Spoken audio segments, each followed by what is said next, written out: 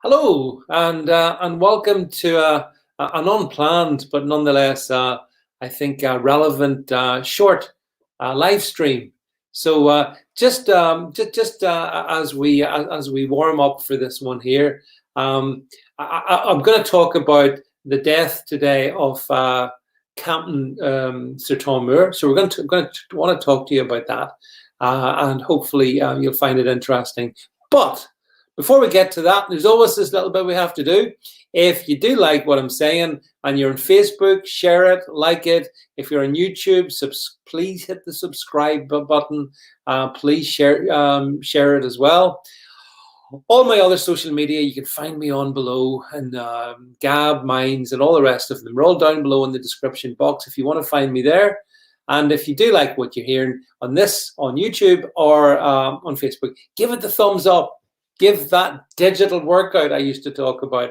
And finally, last but not least, if you enjoy this kind of output, please do me a favor and go to altnewsmedia.net and hit the donate button and make drop £1 in the hat. I mean, all this entertainment you're getting, and it's not costing you anything. Go on, drop £1 in the hat. Anyway, hi to Matt, to Chris, Graham, Jean, as you join. Thanks for being here with me. I appreciate that. As I say, I don't normally do a live stream on a Tuesday, but I wanted to. I couldn't really let the death of someone so significant on the national stage as Captain Sir Tom Moore go without comment. So what I thought I would do, folks, is, if it's okay with you, if you just indulge me for a second, I'm going to play a short little video clip. There's no music, just imagery, but I'm sure you'll get the gist of it from the imagery. So can we play the clip, please?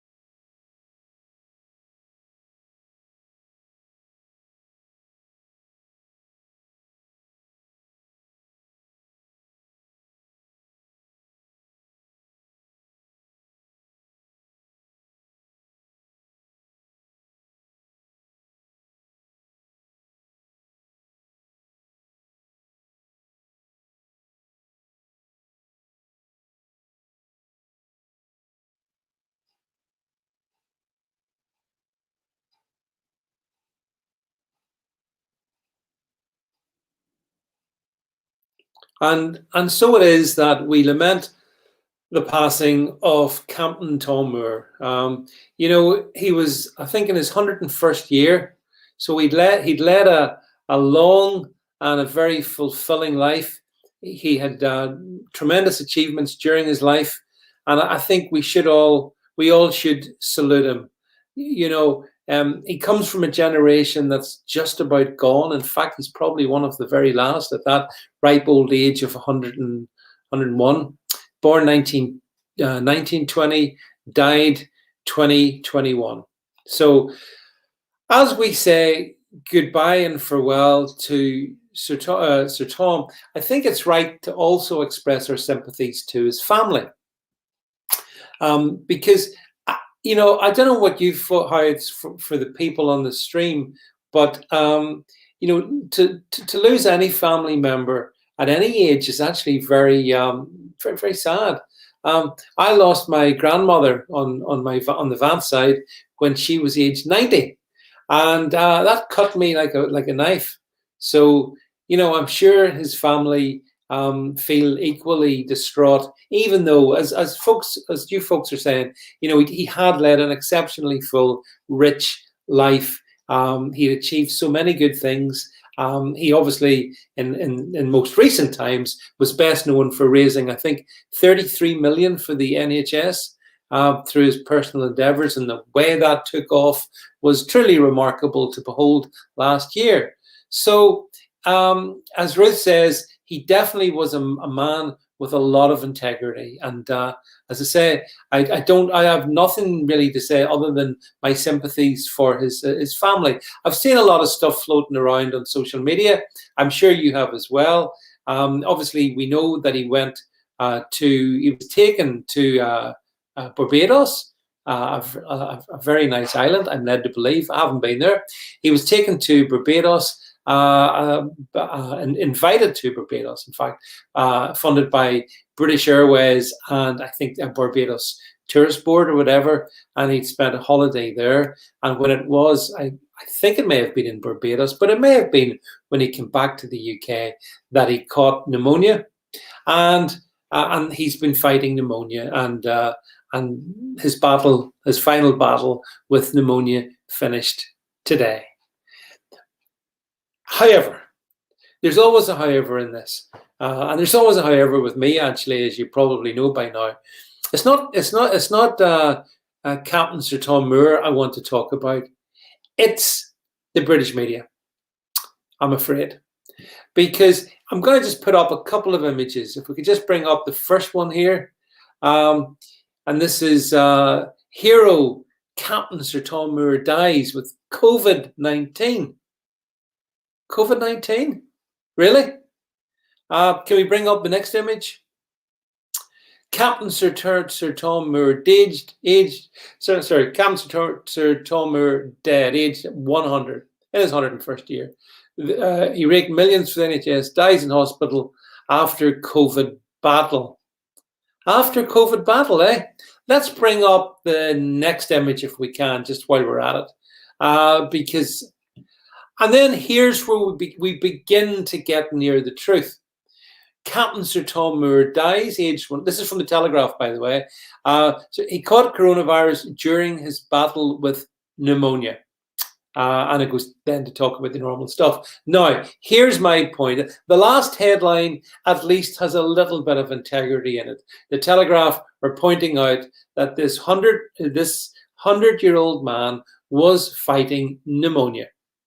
And pneumonia, particularly in the elderly, can be lethal, can be fatal, and so it proved to Sir Tom Moore.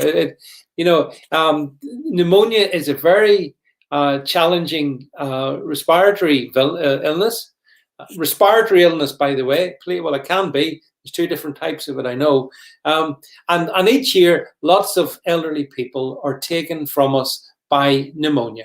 Nothing strange about that, nothing judgmental about that. It just happens. And the fact that he picked it up, maybe in Barbados, maybe on the plane on the way home, who knows? Who can say? We'll never know. But if you're 100 and you pick up pneumonia, here's the reality, folks. It's probably going to be curtains for you, and that's just reality. That's just how things are. So he did die fighting pneumonia, and pneumonia got the better of him, as it gets the better of many of our elderly, frail, and immunocompromised people. So. Yes, Jane, the old man's friend, pneumonia. I mean, how many elderly people die of pneumonia? I think in 2012, it was 27,000 died in the UK with it. So there's a lot of people die of it. It's the British media that get me. This is where I really wanted to do this one. They are weaponizing his death to advance their own agenda. In fact, actually, can we have the next slide as well? Because I think I mean, this was another point that I think people have commented on. Captain Tom died surrounded by his loved ones at the age of 100. And, I mean, yeah, it's a difficult moment, the moment of death. And I'm really glad that his family were there with him. And I have heard people say, if we just move the slide on, I have heard people say, how can he get his family around him when so many others haven't been allowed to be with their loved ones in the moment of death? I do think that in recent times this may have been relaxed a little bit, but one thing's for sure, I'm really glad for his family that they were there to say goodbye. And I wish exactly the same for every other family in the UK, from the highest to the lowest in the land. Everyone, every family member should be there to say goodbye if they want. And that to me is, is one of the things to take out of this. I've also heard people saying, by the way, oh, well, I mean, he shouldn't really have been flying to Barbados. Why not? We should all fly to Barbados. I don't celebrate us being held under house arrest by the government or being encouraged not to travel by the government. So I think that his family have done really well throughout this. And in a way, the way this has ended, taking him away to the exotic island in the Caribbean, and that was as nice a way as any you're probably going to go. Lovely holiday, surrounded by your loved ones. He seemed to be having a great time. Then he caught pneumonia, and frankly, at 100, the chances of death are very high at that point. And as Nick says on the stream, though, he died of pneumonia, and he with COVID-19, not of COVID-19. I'm going to put this comment up because this actually is my point. The media have used and manipulated him for their narrative, and now he's gone. Nick, that is exactly my point. That's what's kind of enraged me. You've got a grieving family. They've lost him. And as I say, I'm sure that grief is real and intense and stinging. But the media, it's a manipulation that just completely cracks me up, really. Yeah, he's got to meet his hero, David. Yeah. Well, I mean, he is, as I say, I mean, he did lead a remarkably full life, but he died of pneumonia. And yes, he tested positive for COVID-19, but frankly, I mean, half the population seems to test positive for COVID-19. Did he actually have any symptoms? And then you get into this whole unfortunate area of, well, what are the symptoms of pneumonia? What are the symptoms of COVID-19? And the symptoms of COVID-19 are increasingly being made to be anything. I read today some GPs are lobbying for, if you've got a sore throat and a cough and a runny nose, that could be COVID-19. Well, yeah, but it could be the cold as well, couldn't it? It could be a flu. I mean, there's so many things that it could be. But the reality is, in this scenario, the media, as Nick rightly observes, are manipulating his death. And Graham makes a very fair point, by the way. He could have caught pneumonia as easily without going on holiday. Quite right, Graham. He could have just, stepped outside his front door and he could have got it. And as Chris also rightly observes, I'd take 100 now if it was offered. Well, so would I, Chris. Although, mind you, if it got to 99, I might take a different view on that one. I agree. Like, for example, the knighthood and stuff was well warranted, given what he'd done for the and how it had caught the popular imagination. And every interview I've seen with him, he came across as a really nice chap who'd gone an interesting life. I believe he was stationed in India during the Second World War. And in fact, had it not been the fact that he had deafness, he was born, I think he got an infection when he was very young, and he was deaf. And I think his son observed at one point it was his deafness that stopped him going to the First World War. But he was in the Second World War in the tanks, I think in the tanks regiment, a Yorkshire man as well, I understand. So, and yeah, Billy makes the point, could the fact he was 100 being the most relevant factor? It's certainly a very relevant factor, Billy. There's no doubt about that. We can't. And I mean, the other thing is, and now I don't mean to sound harsh, but we need to watch that this country doesn't overreact to moments like this. It's really sad that he has died. My sympathies with the family.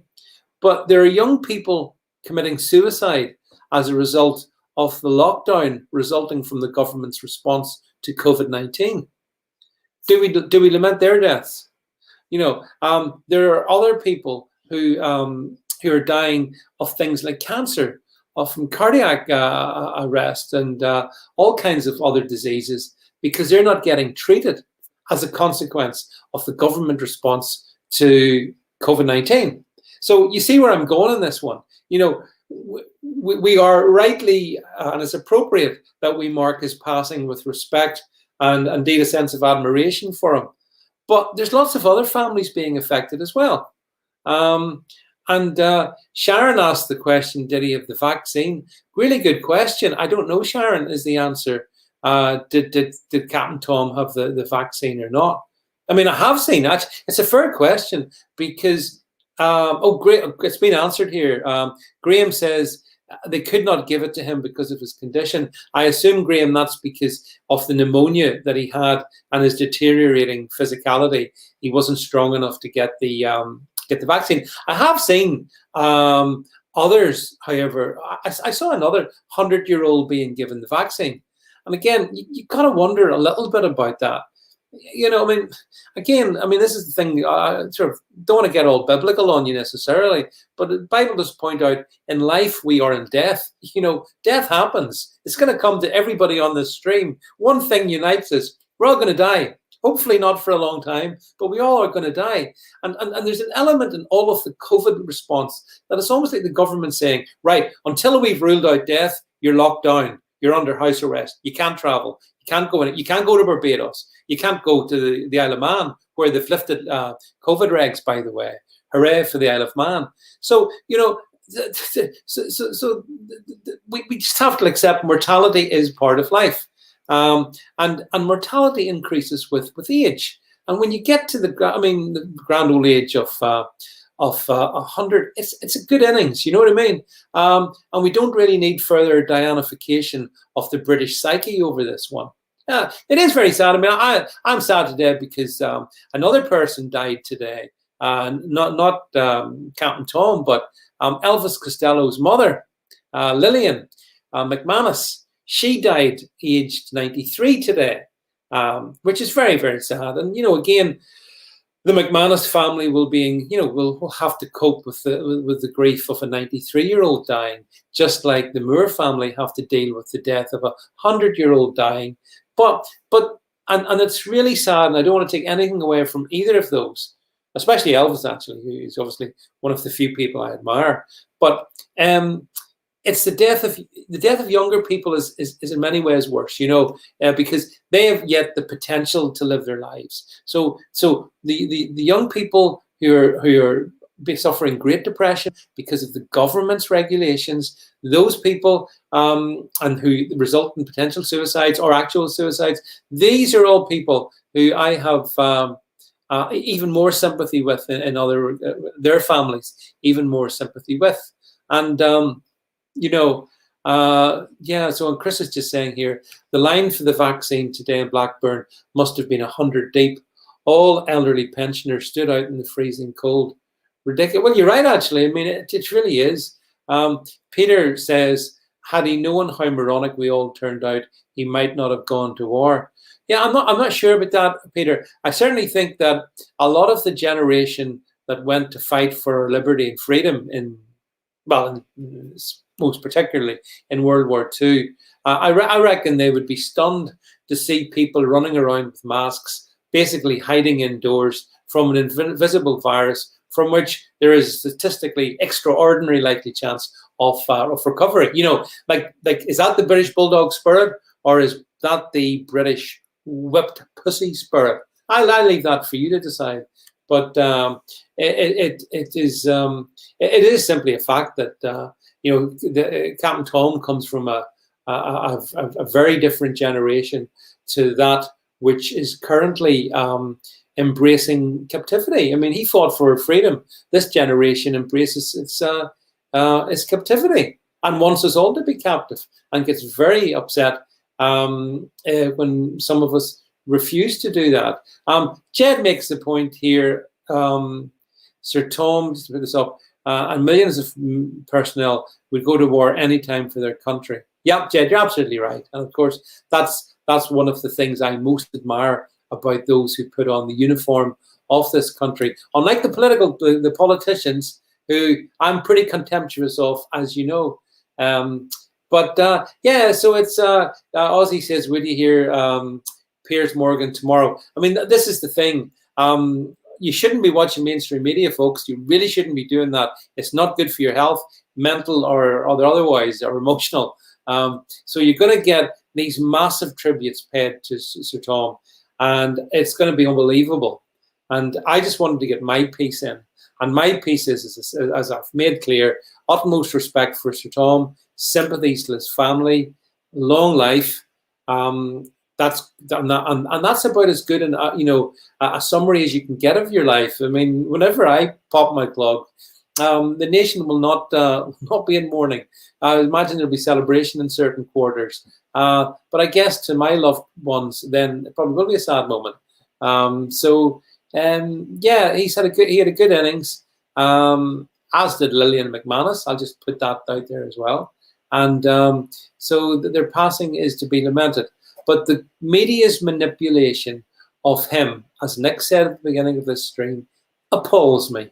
I don't know if it appalls you or not, but they're pushing the coronavirus narrative, using the death of this centurion, this elderly man, and I think that's. I just think it's wrong. I don't think I'm alone in thinking like this. So when I see this, Sir Captain Tom taken from with his fight against COVID, and people will say, but he did have COVID.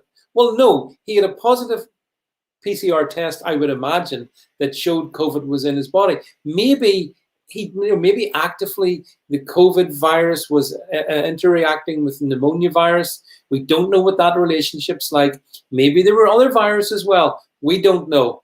The thing we do know, that he had pneumonia, he was 100. That's what we do know.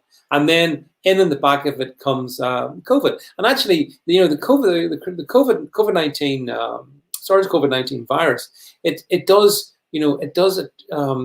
latch on to weakened immune systems. Captain Tom was 100. He had pneumonia. He clearly had an extremely weak immune system. As somebody's pointed out in the stream, they couldn't give him the vaccine because he was so very weak. So, labeling this as another COVID death kind of appalls me. I see it on social media every day. You folks must see it as well. You must see these where I see these personal stories, highly personal stories.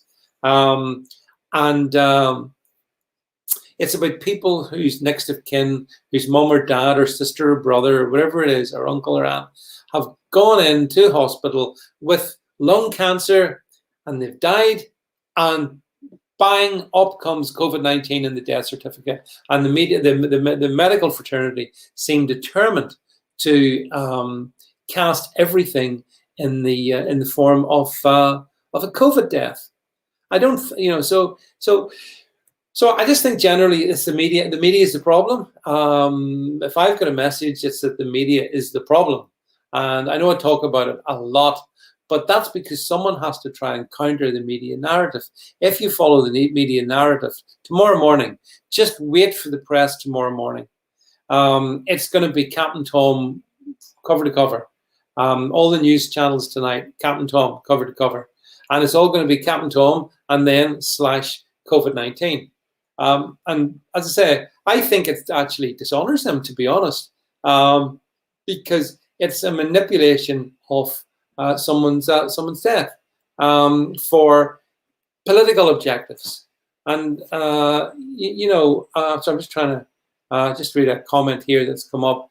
John says here, an ex-workmate of his, age 28, so young, hung himself 3 weeks ago. How many more before the government sees sense? I'm very sorry to read to read that, John.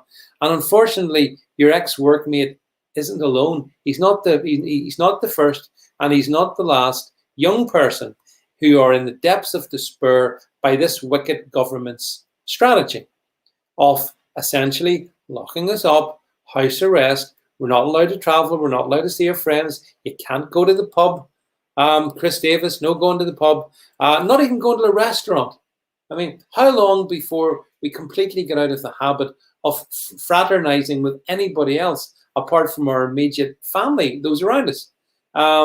So it's not surprising that some people see no hope, but there is always hope in that. And John he raised the thing story in the first place, says, we all have to stay strong, long road to go. You're absolutely right, John. We do. We must be strong and we must be resolute.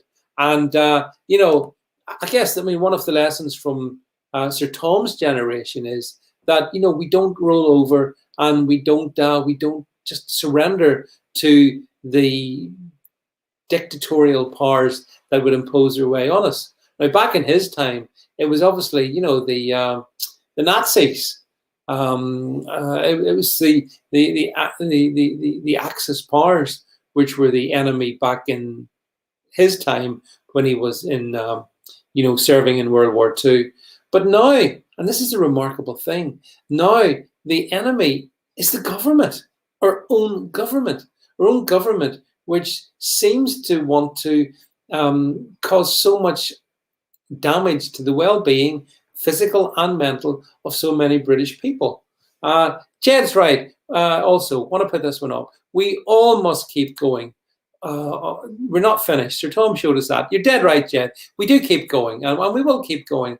Ozzy says, stand together, no surrender. This is exactly the right spirit of how we do it. I also see Nick said to me, I hear today that the ONS said January was the 130-year low of the normal flu.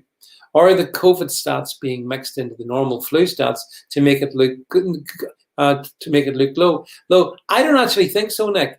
What I think has happened is that when a novel virus like SARS-CoV-2 comes along, when that comes along, Nick, I think it kind of competes within the body for, if you like, the dominant position. And I think, therefore, COVID-19 has actually replaced the flu. I don't think there's any cheating going on in the health service. I don't believe that. But it's also worth pointing that out, that needs to be more openly explained to people. And one of the reasons why the numbers look as high as they do is because of the fact that, those who would have been taken by the flu are now being taken by COVID-19. And that's an adjustment that, so Graham says, a doodle bug didn't stop me, so no COVID bug will. Well, you're dead right, Graham. That's exactly the right. It's good to see as many people on this stream with the right spirit, actually, because the thing is, it's so easy to be despondent in all of this, isn't it? It's so hard sometimes, to keep the spirit up. And as I said, we're going to be assaulted now by the media over the next 24 hours. At the same time, by the way, as they're assaulting us about the dreaded South African variant. Have you seen have you seen them going on about that? Matt Hancock is apparently the new wheeze is to send people door to door and request that you take a COVID-19 test. Even if you're fine, take the test. And they're doing this by geographical area, which is outrageous, by the way. I mean, if someone comes to my door and says, you're going to have to take the COVID-19 test, sod off. I don't have any symptoms. If I did, it might be different. But I've got there's nothing wrong with me. And I'm sure everyone watching this, it's exactly the same. Ruth actually comes up with the best advice of all. Don't answer the door. Well, that's a very practical solution, Ruth. Don't answer the door. They'll have bother getting in through my front gate, actually. So I think I'm relatively safe. But it is the fact that the government is so intrusive now. Again, in the last sort of week or so, they've really taken this South African, the mutant virus, viruses mutate. Well, whoopsie, Who ever seen that one coming? Of course viruses mutate. It's what they do. It's a bit like, the Pope being Catholic and bears doing what in the woods. This is a statement of the obvious, but this statement of the obvious, oh, gosh, it's mutated. It's the dreaded South African variant, or the unbelievably bad Brazilian variant. And it's never the Chinese variant, is it? Always those other nations. But Kim's saying, just heard that the Kent variant has mutated. LOL. I live in Kent. The fear mongering is nonsense. See, Kim is the voice.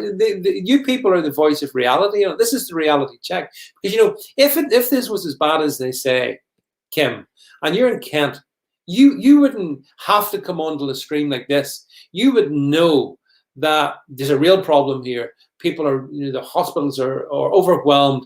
This is the Spanish flu. It's really not, based on people's experience. So, you go through your life, don't you, based on, we all do, I do. You base things on your experience. So as I experience things, that's what I think about things. Other people can tell me their experience, which you folks are, and I take that into account as well. But then I contrast all of that with what the media say, and there's a chasm. There's a massive chasm between life as it's being lived and experienced and what the media say, because the media are still are still hyping this on an unbelievable manner. And I don't know. I mean, if I can ask, there's so much talk about, when will we get out of the current lockdown? Will it start to ease in March? I mean, does anybody actually believe that? Do you think Boris is going to turn around and say, well, let's start to open the pubs up, let the restaurants reopen, let's get back to Britain? If anyone said, can anyone just drop a message here on the stream? Do you believe that or not? Is this likely to happen? This side of the year 3000? Because I sure as heck don't. I don't believe for one moment we're getting out of this in March. And in fact, if anything, we're getting unbelievable stuff like Dr. Fauci recommending that we should wear 2 masks. 2 masks. Does that sound like we're getting out of this anytime soon? No, of course you're not. And I see you say that. No chance. Yeah, you're dead right, folks. Ruth says, interesting enough, I hadn't seen this one, Ruth. Biden's talking about a 5-year lockdown. So you can imagine what Boris is planning. Well, I actually did a stream earlier today, and what I see being executed around the Western democracies is essentially the implementation of Chinese communist-style rule. So that's how I see it anyway. Techno communism is kind of it's not just what's coming our way. It's here. That's why you're under house arrest. That's why you have to have a reasonable excuse to go to the supermarket. Soon, that may be why they come to your door and force you to take the test, even if you're perfectly healthy. Why on earth would you do that? Yes, Chris, I did see that Fauci's changed his mind today. I mean, as I put out a tweet or on Gab, a line, there must be a very special place reserved in the deepest depths of hell for Dr. Anthony Fauci, given what he's done and what he said over the last year or so. Now, I took, someone says here, my son's teacher today said they won't be back anytime soon. Yeah, I think your son's teacher is right. And so it seems to me that, this won't end. This is lockdown without end until enough of the sheep waken up. And I'm not sure that they're going to waken up. I have grave doubts.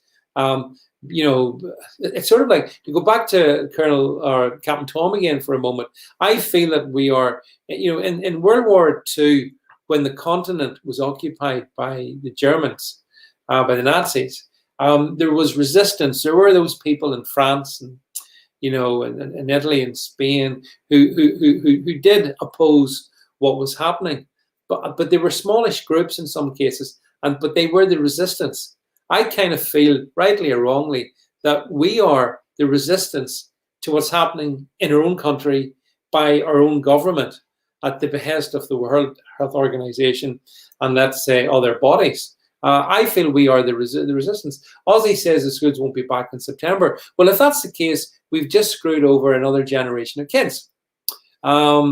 It was pointed out to me today that if you those watching this, just imagine, go back in time to you were like 17 or so. If you were 17-year-old in school and you were in lower sixth and you had to go through your lower sixth year and then into your upper sixth year, do your exams.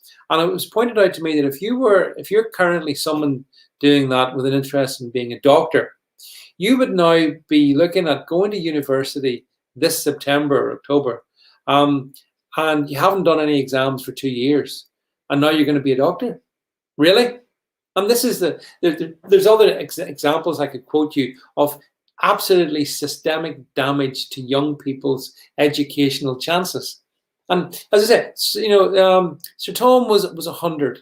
I'm sure he would want to have seen young people, 18-year-olds, whatever, being given as much a canvas to paint their lives on as possible. I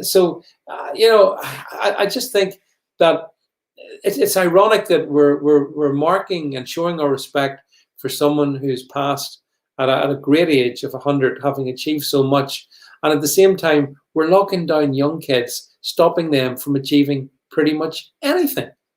That's wrong. That's clearly wrong. And as I say, it needs to be said, and I wanted to come here tonight and say it. I did, by the way, Kim, say I did see the pictures of Naples. Naples opening up under people pressure. Yep, the Italians are showing more backbone than the Brits.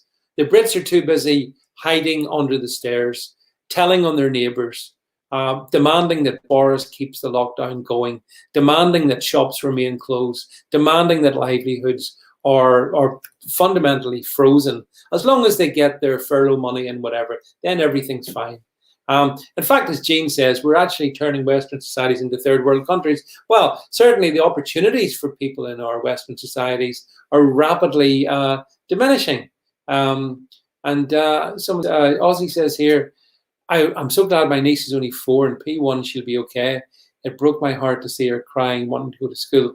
Eventually, yeah, I mean, I'm aware of very young kids, Ozzy, that age, probably 3-4 year olds, who are trying to get their parents are trying to get them to have the confidence to mix with other kids so before they go to primary school. But in many instances, that's proving to be very, very difficult. So the reality is that whilst Captain Tom's life was a wonderful example to us all, and certainly young people could learn from him, we've got to give young people the opportunity to do that. And that isn't achieved when they're denied education, denied the opportunity to get a job. Most of the unemployment you're seeing, or a big chunk of it, is the young generation. They're losing their jobs. The young people who would have served you in restaurants, would have served you a pint in the pub. Those people have no jobs.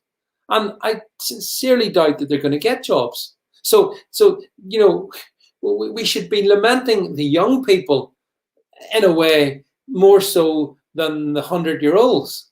We pay our respect to the 100-year-olds, but we should be interested in the young people.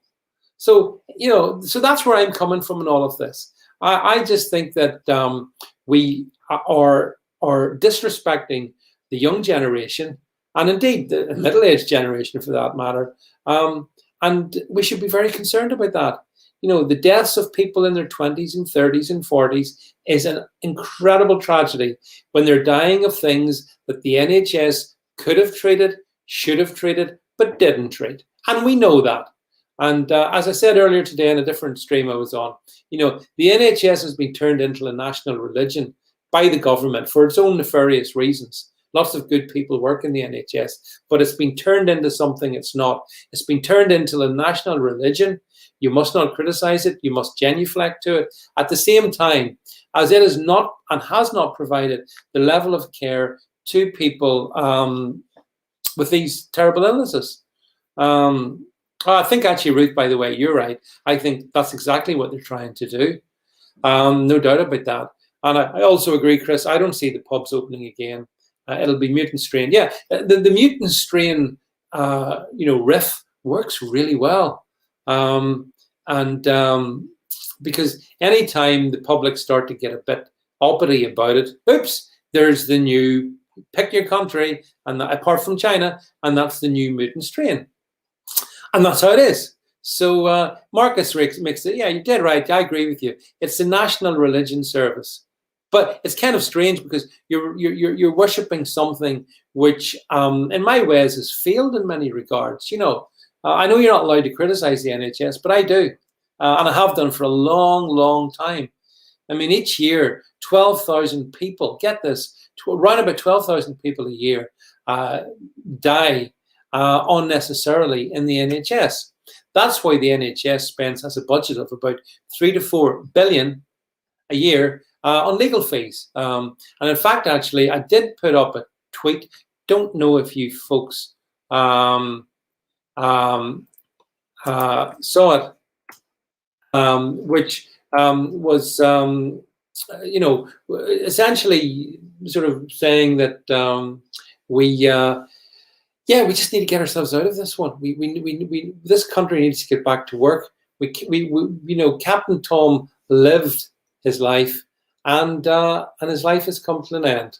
But for the rest of us, our lives go on, and living under house arrest, not being able to see your friend and loved ones, and do all the things that we do as human beings, go to the pub, go to the restaurant, go to church, all the things that we do, those things need to be restored urgently. Urgently. That's what needs to happen. So look, folks, this isn't a full-length one. This is just me. I wanted to come on to say these things. And I want to thank you all for being here with me on this unplanned stream. I will be back, by the way, on Thursday night here. I've got a really interesting guest, a guy called John Holbrook. Don't know if you know him. Check him up on Twitter, John, Jon, Holbrook. John is a practicing barrister, and the mob came for him. He made a comment, which is on his Twitter stream, if you go check it out. And as a consequence of that comment he made, by the way, the hate mob that came for me and came for others came for him. And he was also, I believe he's resigned from being a barrister. I think he may have been sacked by his chambers. John's a really good guy. He was one of my good Twitter friends back in the day, but he's now very much anti-woke. So I think you'll find his story really interesting when we talk about what he said with regard to Afro-Caribbean hairstyles, because it actually comes down like that. And I note your comment, Chris Davis. Shame on you. He's a really good guy, is John. And as I say, the woke mob have come for him, and so he's just decided, I'm stepping down from being a barrister, and I'm going to devote myself to fighting against cancel culture. And I'm a great advocate of fighting against cancel culture. So we're going to have John on Thursday night. I'm not sure exactly what I'm doing tomorrow night. I'll be doing something in Open Dialogue, just not too sure exactly what it is yet. But we've got that coming along. Hope you enjoyed, those of you who saw it, the interview with UKIP acting leader Neil Hamilton on Monday. I will be interviewing, for those who are interested, Anne-Marie Waters for Britain. I'll be interviewing Anne-Marie next Monday at lunchtime as well. So hope you'll be able to tune in to hear me and Anne-Marie chat through what's for Britain, its policies. What would she do if she was in Downing Street right now? So we've got all of those. Thanks, Jackie, by the way. Ms. Brexit, nice to see you. It's always good to see my old Twitter friends coming across to follow me on these newer channels. So listen, folks, that is it. Oh yes, Chris is right. We've got 1,100 in Britain United over. I set up a little community in Gab because Gab's very pro-America, very American focused, and I wanted there to be a space for British people, those of us on the stream. So if you're on Gab, do join my Britain United community. You'll see it if you go to my Gab channel. You'll see my groups, and Britain United is one. I'm trying to create a space on social media where Brits can talk freely, openly, no censorship, just talk. It's a group I've said. There's other such groups on Gab, of course. I'm not the first one, but this is mine.